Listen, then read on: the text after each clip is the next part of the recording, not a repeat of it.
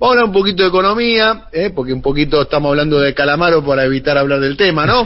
Se nota. Seamos buenos a ver entre si nosotros. un poquitito, ¿no? A ver, arranco yo con el tema y después los quiero escuchar a ustedes atentamente, a Claudio, a Rulo, a Valen y a Amado, ¿no? A ver, devaluación del tipo de cambio paralelo de 15 puntos, números redondos, desde el viernes hasta el día de ayer. También los dólares financieros, que son dólares los legales, tanto el MEP como el dólar bolsa, como el contado con liquidación, y estamos hablando de una brecha que supera los 100 puntos. Lo que se ve desde la segunda bandeja es que hay una enorme presión por la devaluación. ¿Qué están vislumbrando ustedes? Rulo, Amado, Valentina, arranquen. Yo agrego un elemento más a este análisis, porque lo que se dio en el día de ayer es que las principales cadenas alimenticias ya empezaron a enviar los nuevos listados de precios, y cuando digo nuevo me estoy refiriendo actualizando los que había mandado 14 días antes, 2 lunes antes, con un aumento en general que oscila en torno al 9%. Este segundo aumento que se agrega al 10% del de principios de abril, con lo cual están en el orden del 20% de aumento los precios de los principales alimentos. Obviamente estas listas se envían a los almacenes y supermercados de barrio, no a las grandes cadenas donde obviamente se respeta estrictamente precio justo, porque para eso somos empresarios y país serio, ¿no? Se respeta precio justo. Lo que no se envía son productos a donde va precio justo, pero el producto de primera marca, muchos de ellos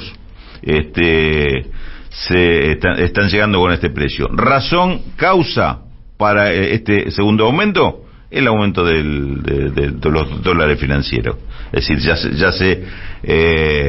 ya se proyecta el impacto de un mayor precio del dólar financiero sobre los precios finales de productos que en su mayoría son productos de primera necesidad. Con lo cual hay una cosa que siempre insistimos en este tipo de análisis, en no tomar las cosas parcialmente. Todo está relacionado. Tiene que ver la política económica con la política antiinflacionaria. La política antiinflacionaria tiene que ver con un acuerdo vigente con el Fondo Monetario Internacional. Las negociaciones con el Fondo Monetario Internacional tienen que ver con las relaciones internacionales y la dependencia de Estados Unidos, y todo eso se vuelve a cerrar el círculo cuando decís, pero están especulando con el dólar, están tratando de buscar una devaluación. Bueno, están tratando de mover todo esto en una rueda donde aparecería la decisión soberana del país en el medio de la rueda, viendo como la rueda gira en torno a esa decisión soberana que parece no participar en el juego. Esto un poco, esta intención de juntar todo esto pareciera ser que la realidad de hoy nos lo facilita, porque la realidad sola y las noticias van juntando todo y demostrando que todo está muy atadito a una cosa u otra, y la vemos pasar. Me parece, Rulo, que acá, lo que has descrito un poco pone en el centro del análisis algo que yo por lo menos vengo insistiendo, no los voy a hacer cargo a ustedes, que la inflación en Argentina, su principal motor y cadena de distribución es la puja distributiva. Por supuesto que la cuestión monetaria existe, por supuesto que existe la cuestión de la política fiscal, pero el eje de la inflación en la Argentina es la puja distributiva. Y sin decirlo, fíjate que todo el análisis que vos hacés tiene que ver con esto. Identificaste distintos grupos de poder y cómo operan los distintos grupos de poder, ya sea sobre un precio, el del dólar, que sabemos que en Argentina también es cadena de inflación, y sobre los precios de los bienes de consumo masivo. Entonces, me parece muy importante que le sigamos poniendo el foco a esta cuestión, porque si no se van a volver a imponer recetas que fracasaron y fracasarán, que tienen que ver simplemente con mayores niveles de control fiscal y de control monetario, es decir, pérdida de soberanía una y otra vez, que no solo no resuelve el problema, sino lo agrava. Por eso el eje de los problemas de Argentina hoy se llama Fondo Monetario Internacional, la deuda que tomó Macri y el acuerdo que lamentablemente durante nuestro gobierno se puso en marcha. Y si miramos un gráfico de lo mal que venía la inflación desde tiempos de Macri, el que iba a arreglar todo con su sola presencia, esa suerte de Espíritu Santo maligno, y cómo salta, da un escalón adicional de inflación cuando se firma el acuerdo con el fondo, ahí tenés muchas explicaciones. Bueno, esto es lo que venimos ya hablando, ¿no? Del componente inflacionario que tiene ya de por sí el esquema de las tasas de interés firmado con el Fondo Monetario Internacional, y todo esto, bueno, que describía Rulo y Amado, tiene que darse en un contexto en el cual se está intentando recalibrar las metas, la cuestión de los desembolsos y los vencimientos con el Fondo Monetario Internacional, ¿no? Digo, Claudio, vos escribiste mucho sobre la teoría de la dependencia en la actualidad, y también entender, bueno, un poco cómo esos condicionamientos que hoy en día está estableciendo Estados Unidos, Washington, el Fondo Monetario Internacional, son los que hoy están decidiendo nuestra política económica. Digo, la política económica se dejó de discutir acá en el Ministerio de Economía, en el Ministerio de Trabajo, a unas cuadras, sino que se está discutiendo en las oficinas del FMI en Washington, ¿no? Sí, tal cual vos lo describís. Más que una negociación con el Fondo Monetario, ahora hay un sometimiento al Fondo Monetario. Yo creo que Massa ha viajado desde su gestión más a Washington que a las reuniones en la Casa Rosada. Prácticamente se ha instalado allí para conversar cuáles son los lineamientos del ajuste. Y esa profundización del ajuste ya se está normalizando como si fuera un dato corriente, cuando no cabe duda que el acuerdo con el Fondo Monetario es una de las causas principales de la inflación. Se ha duplicado la inflación desde que suscribimos el acuerdo con el Fondo, y además es un motor directo para que se precipite la devaluación. En este contexto que describían antes, hay varias fuerzas que están operando en forma convergente para que haya una gran devaluación en la Argentina. La primera fuerza que está actuando directamente claramente son los ojeros, como siempre. No liquidan la cosecha, especulan con la brecha cambiaria y presionan por la devaluación. El segundo actor, yo te diría bastante explícito, es la oposición, que como todos sabemos quieren que se adelante la crisis, y una mega devaluación produciría una mega crisis, produciría la doctrina del shock, generaría un clima de catástrofe, y eso les permitiría a ellos gestionar posteriormente con la herencia de una catástrofe inmediata. Sí. Claudio, muy interesante lo que estás diciendo. Me gustaría que hagas un pie de página con la doctrina del shock. Sí.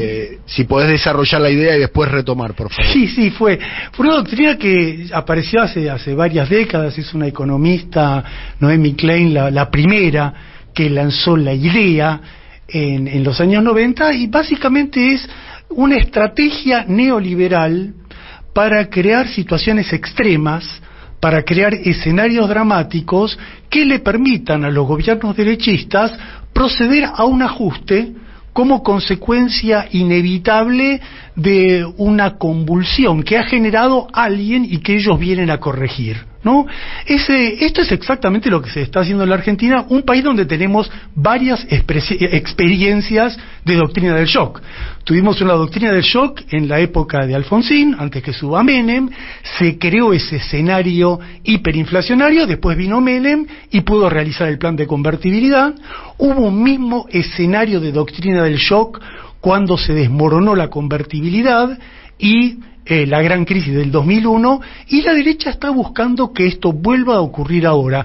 Yo te diría que además lo está buscando porque ellos saben que si no se hace ahora, la doctrina del shock la tienen que aplicar ellos. Si esto no vuela por completo en los próximos meses, les va a estallar en las manos a ellos como le ocurrió a Menem en los primeros 2 años de gobierno.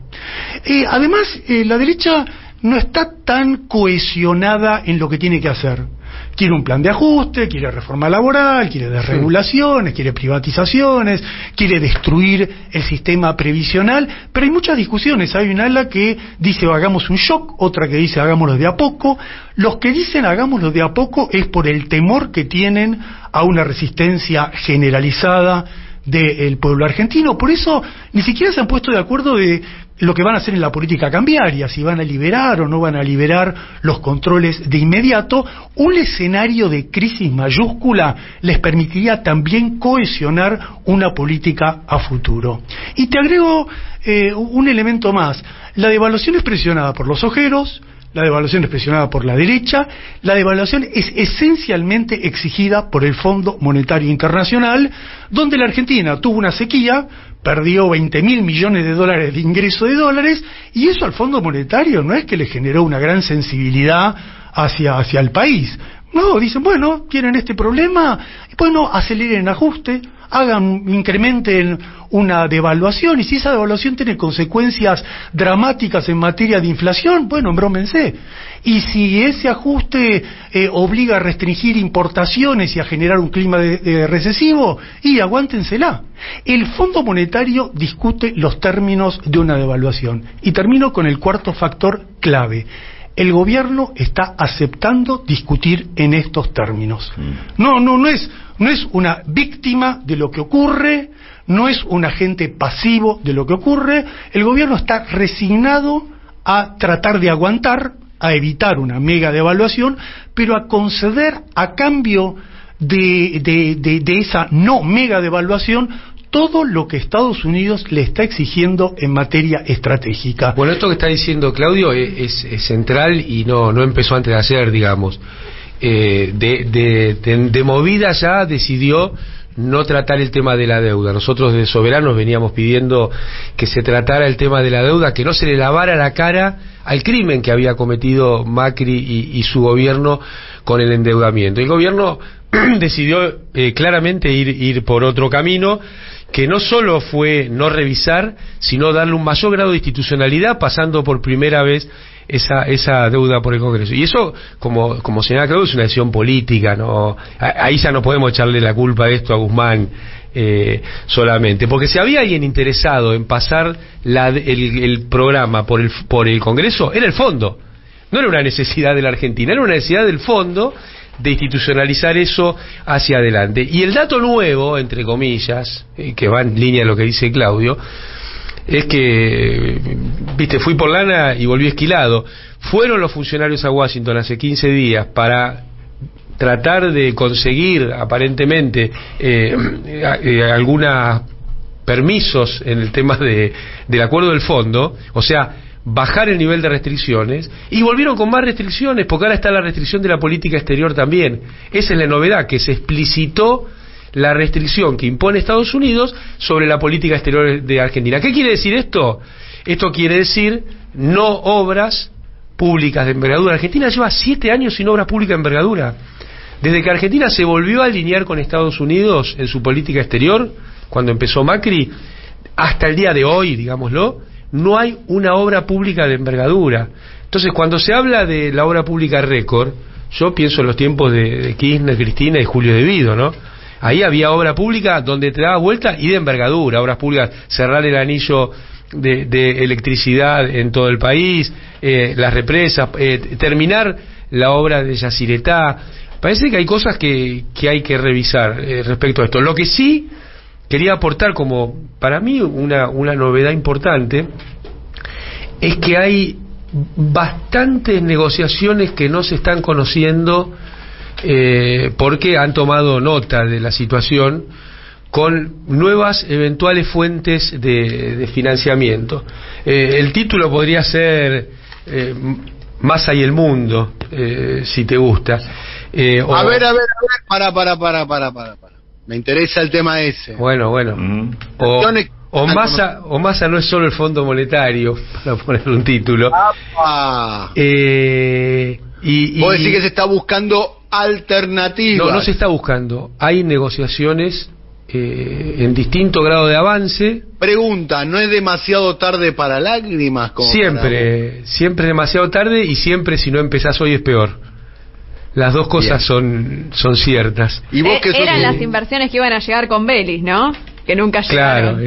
Claro, bueno, pero en concreto... No quiero pasar por alto otra cosa que decís vos, Hace 7 años que la Argentina está alineada con Estados Unidos. Son los 4 años de Macri y los 3 de Alberto. Claro, pero escúchame, ¿alguna duda? ¿Y ahora me lo venís a decir? Pero vos fijate, por ejemplo, el tema de los aviones chinos de combate. Contá un poquitito esa historia, que es interesante. Había una posibilidad, una idea de adquirir aviones de combate chinos. Sí. Argentina tiene el material bélico bastante... Argentina tiene un veto de la OTAN después de la guerra de Malvinas, ¿no? Pero por eso, vamos a la situación más grave, que fue la guerra de Malvinas.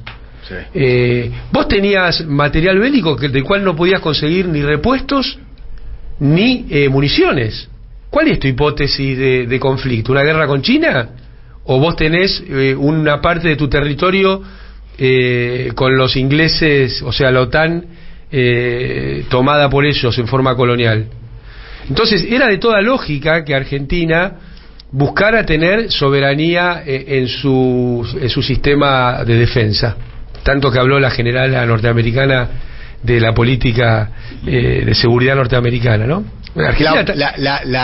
Según trascendió, la opción que estaba proponiendo la general del Comando Sur, Laura Richardson, es que la Argentina desista de comprar los aviones de origen chino y que compre los rezagos de Dinamarca. Que tiene Dinamarca de aviones norteamericanos. Dinamarca quiere deshacerse de sus aviones usados. Y yo te hago una pregunta. Si Argentina tiene un conflicto con Gran Bretaña, cosa que no... El conflicto lo tenemos. Deseamos que no sea resuelto en forma sangrienta. ¿Quién le va a dar municiones y repuestos de esos aviones? Cadornas le va a dar. Como ya sucedió. Entonces hay que mirar... ¿Cuántas responsabilidades tiene Cadorna, no? Que siempre... Sí, hay que mirar el país desde el país, no desde afuera hacia el país. Por eso a mí me parecía importante esto que se está viendo, o que algunos hemos visto, de negociaciones muy fuertes con los BRICS, a partir de que... Dilma Rousseff está al frente del Banco de los BRICS. Una gran iniciativa, el Banco de los BRICS. Lamentablemente nosotros fracasamos con el Banco del Sur, hay que decirlo con todas las letras. Una gran iniciativa. Ahí hay contactos... Entre otras cosas se fracasó porque Brasil no lo impulsó, ¿no? Y Argentina más o menos. Ahí hay contactos muy, muy avanzados. El otro, son 3 ejes. ¿No? Que tienen que ver con esto. El otro eje es lo que podríamos denominar en forma medio difusa el mundo árabe. Ahí hay contactos y hay un trabajo que se está llevando adelante en estos días. Y te quería agregar en forma directa también Brasil. O sea, el camino Brasil se está recorriendo por 2 carreteras. Vía BRICS, que me parece muy importante, pero más importante aún me parece robustecer las relaciones con Brasil, porque esto ya lo sabemos, ¿no? Si Estados Unidos pone la frontera de su sistema de defensa en Ushuaia o en la Antártida, nosotros por lo menos debiéramos poner nuestra frontera de defensa en Brasil, por lo menos. Y algunos preferiríamos que sea en toda Latinoamérica, pero eso hay que construirlo. Entonces, creo que el dato nuevo en esta situación gravísima, donde parece que la lucha es por ver cómo se estira lo máximo el plazo de esa devaluación, que es una devaluación guionada y programada, ¿no? También, ¿no? Como es lo que explicaba Claudio, no es fruto de fuerzas económicas impersonales que operan incluso en cuando los se mercados. firma el acuerdo del FMI, se firma bajo el esquema de microdevaluaciones, ¿no? Digo, ya por eso escrito. el inflacionario también. ¿Claudio? Sí, no, retomando lo que vos planteás, me parece que lo que tenemos que mirar con atención es que la Argentina está yendo por otro lado. En la medida que renovemos el acuerdo con el Fondo Monetario y aceptemos los condicionamientos. El problema no es solo inmediato, no es la pobreza, no es solo el ajuste, no es el trabajador precarizado, no es solo la desigualdad, no es el drama cotidiano, es el mediano plazo de pérdida de soberanía definitiva por el cual nos reencargamos. Exacto. Por este proceso. Y eso vale para lo que está ocurriendo ahora y para lo que va a venir. La Argentina está yendo por el camino opuesto al de Brasil. Brasil está empezando a discutir qué mecanismo de desdolarización en su política monetaria y comercial internacional va a desarrollar, y acá estamos discutiendo si dolarizamos por completo, en el caso alocado de Milei, o si vamos a formas bimonetarias, o si tenemos un sometimiento a lo que el FMI diga en materia de reservas. Y eso tiene efectos sobre los recursos naturales. Incluso el litio. México no nacionalizó por completo, pero adoptó medidas de una empresa nacional fuerte del litio. Chile, para mi sorpresa, acaba de ir en una dirección parecida. Así es. Y Argentina va por otro lado y va a seguir yendo por el otro lado. No solo porque el litio es propiedad de las provincias o porque está regido por un sistema, un modelo de leyes ultra neoliberales, sino porque Laura Richardson viene a la Argentina y la otra colega del Departamento de Estado viene a la Argentina para discutir que China quede afuera, y China quede afuera para que todo sea de ellos. No es para que no haya procesamiento argentino del litio. Marginar a China del G5, de los puertos, de la energía nuclear, de las compras militares, marginarla de todo, es convertir a Estados Unidos en el apropiador prioritario de los recursos estratégicos de la Argentina. Y tomemos conciencia que el acuerdo con el Fondo Monetario es eso, es exactamente Totalmente. Eso. Y el gobierno argentino, en estos 4 años, perdió la oportunidad, primero, de denunciar este acuerdo. Podría haberlo hecho perfectamente en el primer año de gobierno, haber denunciado esto, declarar su nulidad, denunciar que fue una estafa, que hubo fugas de capitales. Tuvo otra posibilidad en la pandemia. La pandemia fue dramática, pero le dio un margen, una posibilidad al gobierno de decir, tenemos pandemia. Compartimos eso y lo hemos ido diciendo acá, era una gran oportunidad. Otra oportunidad. En cambio, ¿qué se hizo? Legitimó la deuda en el Congreso, y esa legitimación de la deuda ya como una norma nacional hace que uno vaya a Washington todas las semanas y le pregunte a Washington qué tenemos que hacer en los próximos días. Así es. A ver, me voy a problematizar un poco el razonamiento, lo comparto claramente, de Claudio Katz. Estamos aquí en el conversatorio, el momento Rulo, ¿no? También lo queremos escuchar, por cierto, a Rulo sobre lo que estamos... Es que arrancó tan arriba, viste, que ahora está dejando que la marea corra. Está muy bien. No, pero también es cierto que si había que denunciar el acuerdo con el fondo, revisarlo, tener una narrativa de confrontación con el fondo, quizás el intérprete adecuado no era Alberto Fernández, porque los antecedentes de Alberto Fernández iban, y después quedaron confirmados en su presidencia, que concluyó el viernes pasado, iban en otro sentido, ¿no? ¿Se entiende? O sea, si yo quiero jugar con 3 delanteros, pongo 3 delanteros. Y bueno, comparto 100% lo que decís, y es más, nosotros lo venimos señalando desde siempre soy, lo cual no nos invalida hacer un análisis de dónde estamos, porque lo que Claudio dice, y creo que lo que empezó Rulo, lo que Valen estaba diciendo, Argentina, a través del acuerdo, ya no tiene ni política monetaria ni política fiscal. O sea, no tiene política económica, por ende no tiene política social. Y a través del relacionamiento extremo con Estados Unidos, no tiene política exterior. Entonces, un país que no tiene política exterior, que no tiene política monetaria, que no tiene política fiscal, y que además esto lo sostenés, lo firmás por 20 años, casi es un no país. ¿Se entiende? Porque la deuda no es un problema económico financiero, es un problema político, es un problema de soberanía. A ver, en principio sí, también coincido con el enfoque, pero si es cierto lo que nos dijo Jorge Ferraresi aquí, cuando estuvo en persona. Pongamos el audio, ¿te parece, Rulo, Gary? Referido al tema. Asumió un día antes de que nos vayamos en helicóptero. El gobierno estaba sin reservas en el Banco Central, con una corrida cambiaria fuerte, con un aumento de precio importante, y Sergio vino a poner un freno a eso, a cambiar una síntesis también. Sí, no era eso lo que me iba a referir, pero me sirve esto también, digamos, porque por un lado lo que decía de Ferraresi fue que dijo que el tema de la deuda no se discutió previamente a la asunción de Alberto Fernández, es decir, no se le había dado al tema de la deuda la centralidad que merecía en cuanto a la definición que es lo que se iba a hacer, y se lo dejó que Alberto Fernández hiciera. Digamos, ahí hay un defecto importante de todo el frente, de todos en ese tema. Y déjame agregar algo en ese sentido, Rulo, si me permitís, por favor. Sí. Cristina, el kirchnerismo, ¿no? Que invirtió el apotegma peronista. El apotegma peronista es el que gana conduce, el que pierde acompaña. Cristina eligió que el que pierde conduce y el que ganó, que era Cristina, acompañó.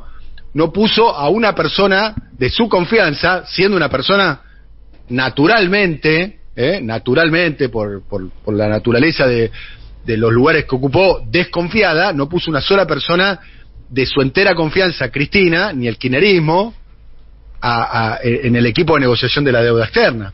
Y hay otra cuestión ahí también, que me parece que en algún momento habrá que profundizar.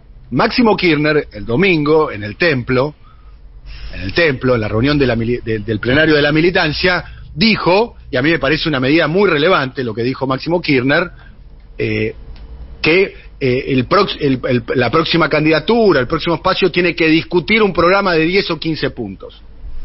Y cuando lo dice quiere decir que el Frente de Todos carece de ese programa. O sea, cuando está anunciando la carencia, claro, sí, pero, exactamente, claro. O sea, se votó al Frente de Todos, donde casi la única condición era el enfrentamiento a Macri. Algunos se enfrentaban tácticamente, otros por cuestiones profundas, otros porque fueron perseguidos por el macrismo, pero cuando Máximo dice hagamos un programa, quiere decir el programa nunca existió. Sí, y déjame detenerme en un punto previo también a eso, intermedio. Hablábamos del tema de la decisión de poner a Alberto Fernández para asumir en diciembre de 2019, y lo otro, lo que decía recién Ferraresi, es otro punto clave. Cuando se da la crisis a mediados del año pasado, la decisión es que sea Sergio Massa el salvador, el que nos rescate de esa crisis. Eso es una decisión política. Obvio. Pues Sergio Massa vino e hizo lo que se esperaba que hiciera Sergio Massa. Es lo que vino a hacer.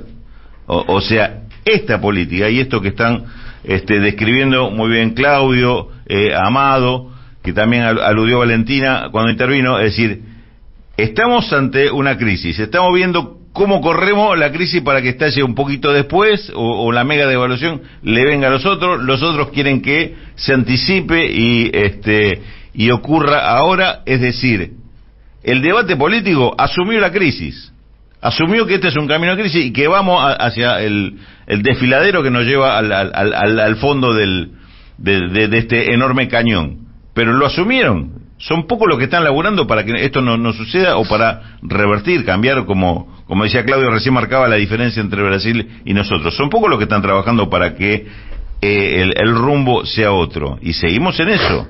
Y se habla Brasil está en una situación completamente diferente a la Argentina. Y se habla de 10 o 15 puntos de un programa, pero se está hablando de candidatos que son la ratificación del camino que estamos haciendo en este momento. Digamos, ahí me parece que es un vacío de discusión muy importante, de debate muy importante sobre en qué Argentina estamos imaginando caminar. Totalmente. Por esa razón la agenda la fija la derecha. Por esa razón, como acá no hay agenda, lo que se discute son los temas que la derecha quiere plantear. Porque primero se termina aceptando siempre los hechos consumados. Hubo que elegirlo a Alberto porque estaba la catástrofe Macri. Hubo que elegirlo a Massa porque estaba la catástrofe Guzmán. Mañana habrá que hacer tal cosa por una catástrofe. Esas son justificaciones, no son explicaciones. ¿Me permitís? Doctrina del shock. Es una doctrina del shock por etapas. Es una doctrina del shock por etapas y que se concentra en este pequeño problema. no se discute qué hacer con el FMI. Lo que se discute es si el candidato va a ser este, si el candidato va a ser el otro, si este quedó fuera de la interna, si el otro quedó fuera de la interna. En vez de discutir eso, ¿por qué no se debate cómo la Argentina se planta frente al FMI? Si se hiciera eso, por primera vez el campo popular tendría una agenda distinta a la dolarización, al ajuste, a la reforma laboral, a lo que dice la derecha. ¿Sabes qué pasa, Claudio? La gran número de nuestras y nuestros dirigentes están atravesados por el razonamiento neoliberal, lo cual no quiere decir que sean neoliberales, sino que a conciencia no son neoliberales, pero porque se ha convertido en racional la razón neoliberal. Y también existe la razón popular, también existe la razón nacional. Me parece importante también esto, ¿no? Lo que planteaba Daniel, que planteaba Máximo Kirchner el fin de semana, de empezar a discutir un programa, ¿no? Digo, creo, como decía Claudio, el diagnóstico lo tenemos, los comentaristas los tenemos, pero ya no alcanza, digo, ya hay un exceso de diagnóstico, es necesario empezar a discutir propuestas en un contexto donde, si dejamos un poco de lado la cuestión macroeconómica, en la micro, la gente la está pasando realmente mal, digo, estamos hablando de salarios pauperizados, estamos hablando de un régimen de alta inflación, en los cuales no se están discutiendo, bueno, ¿qué mecanismo vamos a utilizar, aunque sea en el corto plazo, para inflar un poco los salarios, para paliar la crisis? Digo, esas cuestiones no se están discutiendo porque nos las pasamos escuchando pronósticos, diagnósticos que son correctos, pero también se necesitan programas, también se necesitan propuestas para discutir la situación actual, porque también hay ganadores, hay perdedores, y digo, dentro de esas propuestas de devaluación también hay ganadores y perdedores, y digo, lo vemos en la historia reciente, ¿no? Con la devaluación de Macri no se beneficiaron ninguna parte de los sectores populares, entonces me parece súper interesante traer esto a... Pero ¿sabés qué pasa, Vale? Lo que hay que discutir es el paradigma, no las medidas. Sí, lo que hay que discutir es el desde dónde se piensa la Argentina. Porque si no, si discutimos medidas, y va a ser más o menos cambiar de collar. Acá lo que hay que ver es si estamos dispuestos a tener una política soberana, que es salir del paradigma neoliberal, sobre todo terminar de pensar el país desde lo financiero a lo productivo y el mundo del trabajo. Yo creo que ahí está la clave. Y creo que esto tiene que ver con dejar de pensar el país desde la ciudad de Buenos Aires hacia las provincias. Todo es un paquete que va junto. Sí, además tenemos un punto más grave ahí, Valen, por algo que decías vos. Si el oficialismo habla que el problema acá es el déficit fiscal, si la oposición habla de que el problema es el déficit fiscal, quiere decir que el diagnóstico no estamos todos tan de acuerdo. No está resuelto el tema del diagnóstico. No nos sobran diagnósticos. Hay que discutir hasta el diagnóstico. Claro. Porque si no, o sobre todo el diagnóstico. Es lo que dice Claudio, hay caminitos, ya la derecha ya te lo construye, y vos vas en camino y dices, no, pues tenemos que primero pisar con la izquierda y con la derecha, pero el camino... Si querés hacer un camino alternativo, lo primero que tenés que romper es con el paradigma de no se puede. Con el paradigma de la resignación, con el paradigma de, bueno, la correlación de fuerzas no da, resulta imposible cambiar esto. Claro, con esa actitud, con esa postura, con ese criterio, estamos prácticamente entregados a lo que va a ocurrir. Entonces, la discusión de una propuesta requiere, por un lado, volver a recuperar la confianza en la movilización popular, recuperar la decisión de la lucha para conseguir lo que uno quiere, y después tener, en mi opinión, muy clarificado que un programa de recuperación económica ante todo presupone que el país tenga alguna soberanía para definir su política económica, y esto supone decirle no al FMI. Sin decirle no al FMI no hay posibilidad de ponerle freno a la inflación, no hay posibilidad de recuperar el salario real, no hay posibilidad alguna de redistribuir el ingreso. Claudio, se supone que si interrumpís el programa con el fondo, deja de existir la asistencia financiera, los desembolsos, y la crisis en este contexto se aceleraría. Pero mirá Rusia, Daniel. Está bien. Tiene todas las restricciones. Pero Rusia es una potencia energética, provee 40% es una potencia energética. 40% de gas a Europa. Lo que te quiero decir, Daniel, es una potencia militar, la principal potencia nuclear del mundo. Bueno, entonces no vamos a comparar. Entonces no podemos hacer nada. Estamos buenos entre nosotros. Entonces no puedes hacer nada. Déjame ser bueno entre nosotros un segundo. Seamos buenos entre nosotros también, Daniel. implica que no dar por supuesto estas cosas. Claro. ¿Qué cosas? Es decir, si rompemos con el fondo se acelera la crisis. ¿Qué crisis? La que está acelerando el fondo. Este es el argumento que utilizó los progresistas porteños Carlos Heller y Leandro Santoro. No sé, por ahí lo usó Rodríguez Larreta, no me importa quién lo usó. Yo lo que te estoy diciendo pero es que mirar esto hoy, último. es decir, hoy el fondo no es garantía de estabilidad. Es más, el fondo es un vector de desestabilidad. Claro, es el actor de la desestabilidad. Claro. Y si no cumplimos con el fondo, no vamos a cumplir con el fondo, porque es imposible cumplir con el fondo. El asunto es lo mismo que antes hablaban. Antes hablaban yo me puse de acuerdo con el fondo y vos me acusaste de trosco. Te lo traigo. No, yo te acusé de trosco por otras cosas y no te. No, me dijiste trosco por eso. Cuando tienes razón, Tonietti, yo soy testigo. Sí, vos también. Y vos ahora sos masista. Ahora. ¿Masista yo? No, a mí me lo que tengo acá a mi derecha. Vos no ves cómo señala. No. Acá lo más fácil es señalar. Voy a tomar un bantú, muchachos, gracias. Pero andan tomando un bantú y bueno, vamos a explicar esto entonces. Ahora que no vamos a ser interrumpidos. Digo, el tema, primero, la primera explicación, lo que decía, retomo lo que decía Claudio Katz acá, es decir, lo primero que hay que plantearse es salir del acuerdo con el fondo. Y para plantear eso, yo agrego un elemento inicial, inclusive para aquel que esté dudando de esto. El acuerdo con el fondo no resuelve nada. Es decir, el acuerdo con el fondo, el propio acuerdo nos saca del acuerdo. Exacto.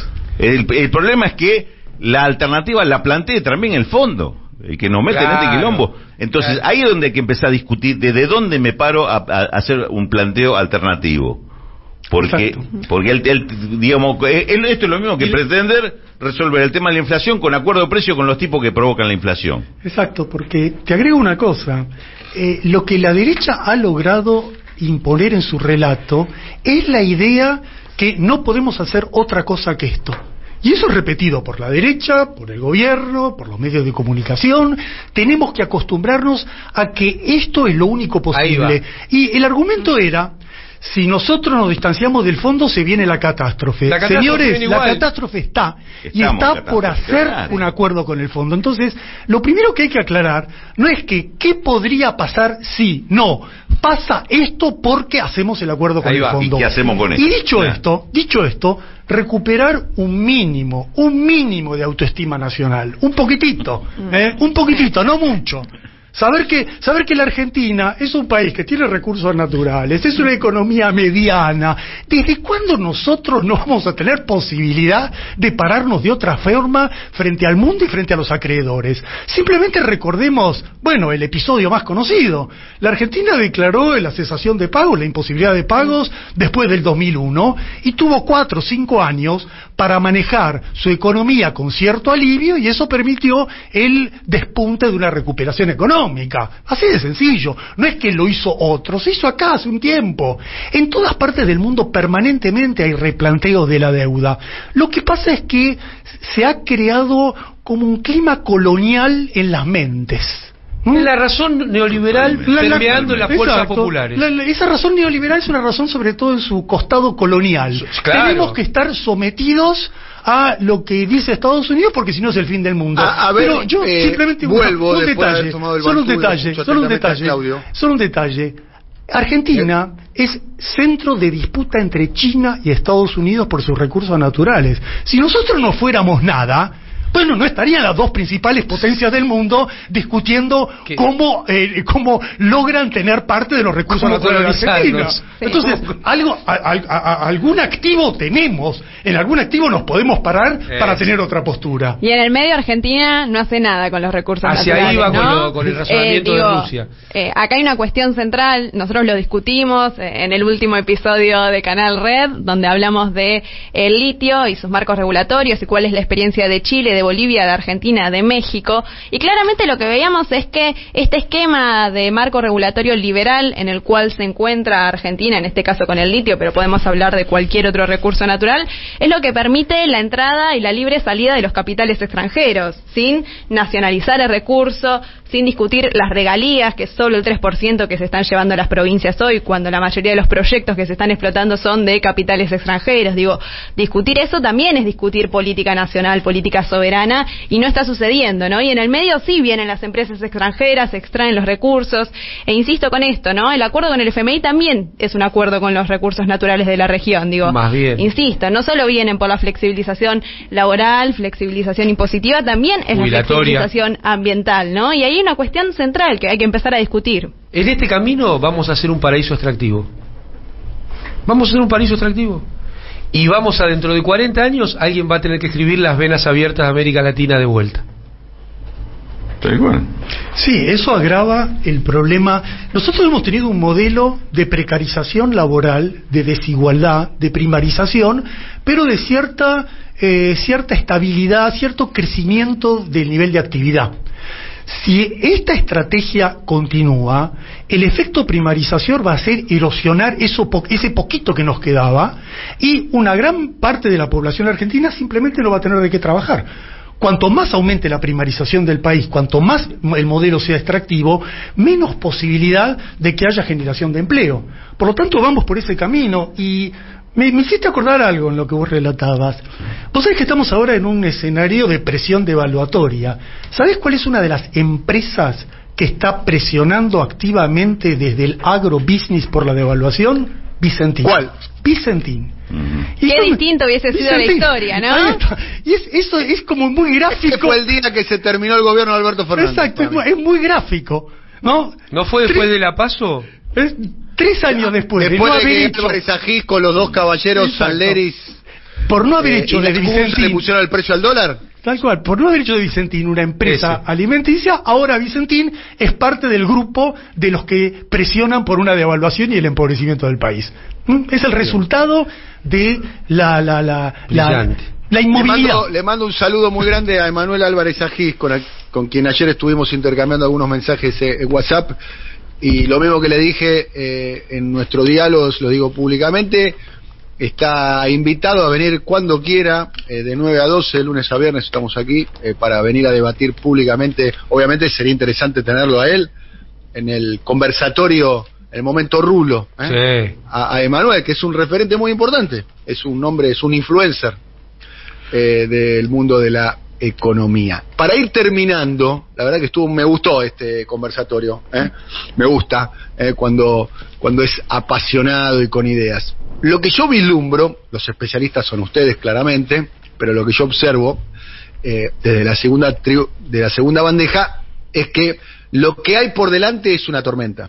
Esto es lo que yo veo, sí. Por lo menos en el corto plazo. Sí. Digo, una presión devaluatoria que yo no creo que a este nivel pueda llegar hasta agosto, no lo sé, no tengo elementos técnicos para decir lo que va a pasar o lo que no va a pasar, pero claramente la situación es muy precaria desde el punto de vista financiero y todo lo que eso provoca en la economía real, ¿no? Pareciera ser que el Banco Central ahora va a subir las tasas, ¿no? Creo que más inflación se llama eso. Bueno, si sube la tasa efectiva anual puede llegar a estar por encima de los 120 puntos. Eso más inflación, menos crédito y contracción económica.